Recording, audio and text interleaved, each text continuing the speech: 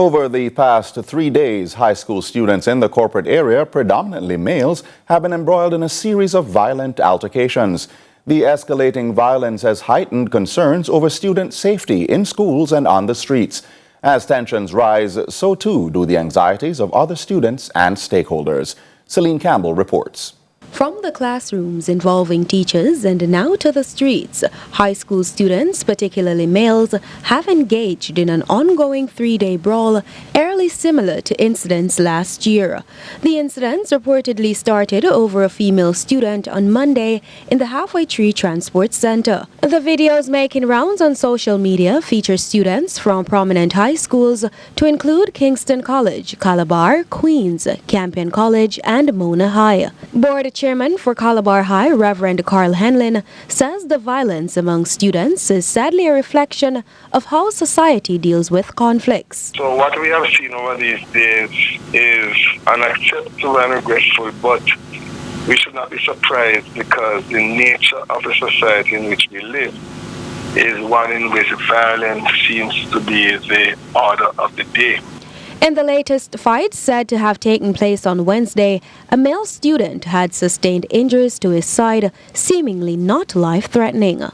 President of the Jamaica Teachers Association, Leighton Johnson, says he's unaware of any further injuries sustained by students. He's, however, condemning the brawl and joins Henlin's call for better conflict resolution. We have become a really violent society.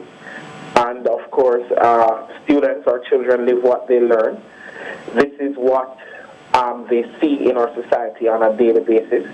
As a nation, we have resorted to violence or violent means in really dealing with our conflicts or issues.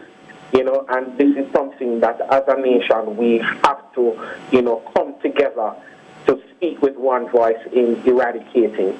Meanwhile, the Mona High School has closed for the rest of the week following the series of fights. CVM News understands that some students are fearing for their own safety simply because of their association with a particular school. Meanwhile, calls for stronger intervention from members of the Jamaica Constabulary Force, JCF, and the society at large are intensifying.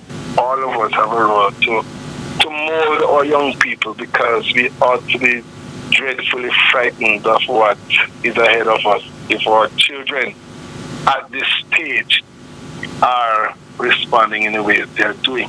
So we would want our state agencies, the police officers, as best as possible to be patrolling these areas, the bus stops, the areas where students congregate to get transportation to and from school, have and maintain a presence in these spaces.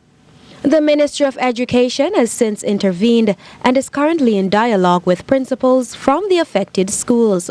Celine Campbell for CVM News.